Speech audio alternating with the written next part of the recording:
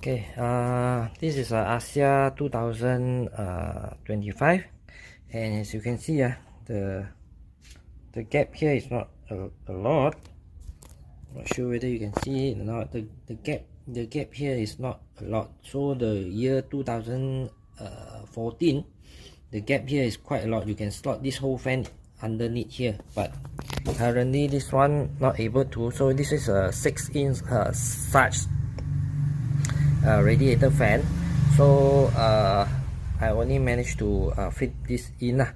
So once installed, and then there's a screw over here that I tie to here.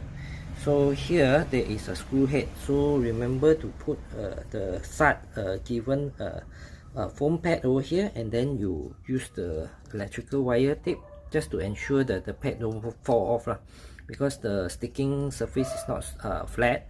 So I do this so that the foam over here that protects the radiator, the condenser, the aircon condenser over here don't touch the screw head of this locking screw . So there you have it. So I do the earthing. Over here. I do the earth over here.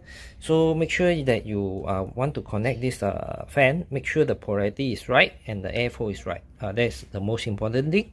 And then I ran the wire, the live wire of the fan up to the relay. The relay here, later I'll show you the diagram. And I tap the input signal to trigger the relay to turn on is by using this existing radiator fan, whereby I do not cut the wire of the factory harness. I just bought this harness over here that I DIY, and then I tap the positive, and then I'll show you the trick, the tips and trick to actually find the positive to tap onto for the existing harness. So I tap the signal from this existing radiator. So that means the radiator here, when it turns on, this turns on, and this extra fan will actually turn on together. So I get the signal from here and then runs to the relay, and then this relay will give the direct power from the battery into the relay, and then goes out from here and then power up the existing fan. So you do not want to get the power from here, because not enough. The voltage will be too high for the electrical system. So better you use the relay and get the power from directly from the battery itself. Is much safer. Outside temperature is around 35, 36. So the temperature here dropped down to 83 for the radiator coolant. When driving time will be raised up to 93. Quite a good performance for the additional radiator fan. Okay guys, this is the way I find out the polarity for this factory wiring towards to the radiator fan. How do I find out the tips and tricks? How do I find out which is the ground, which is the positive, the 12-volt positive? So this is the way how I find it out. So is that you use a multimeter that actually can check for polarity, which will not check polarity, check connectivity. So this one, when you touch the end of the probes, so you will make a sound. So use this, or if you are more knowledgeable, you can also use the ohm as well to actually check this. So what I do is that one of the probe either side, red or black, common or green or red, doesn't matter, go and put to the negative of the battery itself. And what you do is that you poke to either of the pin. So if it sounds like that, means if it sounds, so means that this one over here that I touch will be the ground, and then this one will be the the 12 volt. You see, there's no sound when I touch it. No sound. This side got sound. This one, there's a sound over here. So that's the way how I determine the polarity for this radiator fan cable over here, the factory one.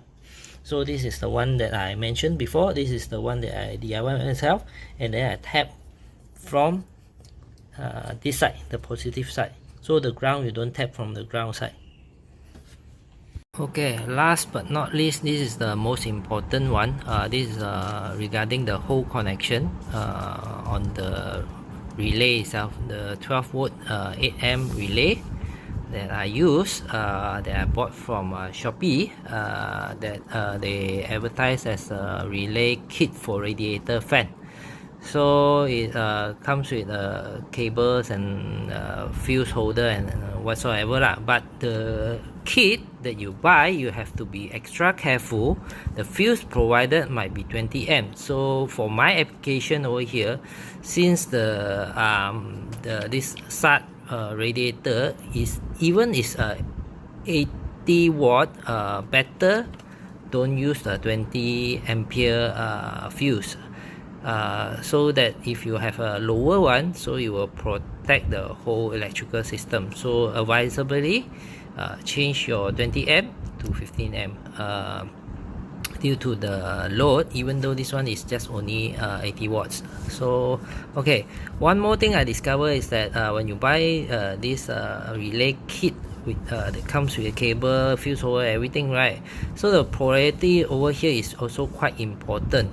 So for most of the relay in the market, there might be a polarity over here. It sort of act like a diode kind of thing. So there's only you can connect the 86 to positive and the 85 to negative. I never saw yet there is a relay that doesn't really need the polarity, but most of it will come with the polarity lah. So make sure you got this thing right. So the trigger, the trigger wire, 12 volt that comes from the factory cable that actually powers up the radiator, the radiator fan that came from the factory itself. You tap the 12 volt from there, and then you have to connect it to the 86 lah.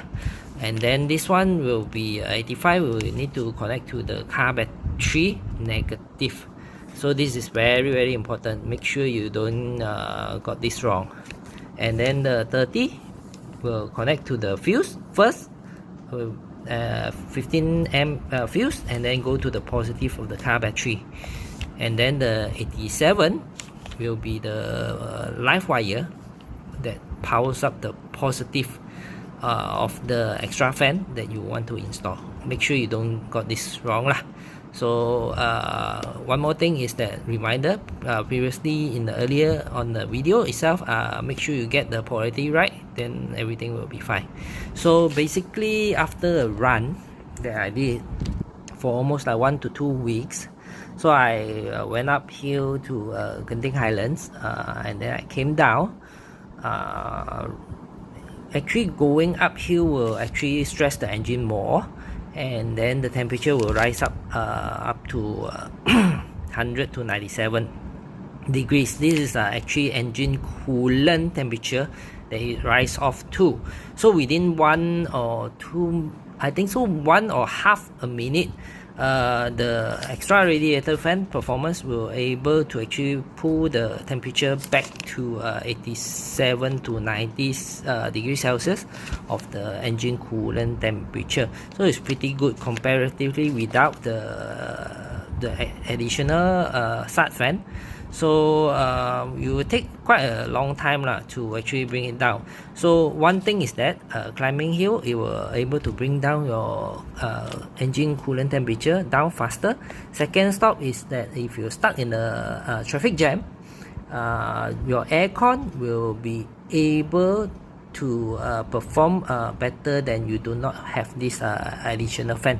So normally the symptom for axia would be that if you stuck in a traffic jam while your engine coolant temperature is very high, your aircon will not be cool.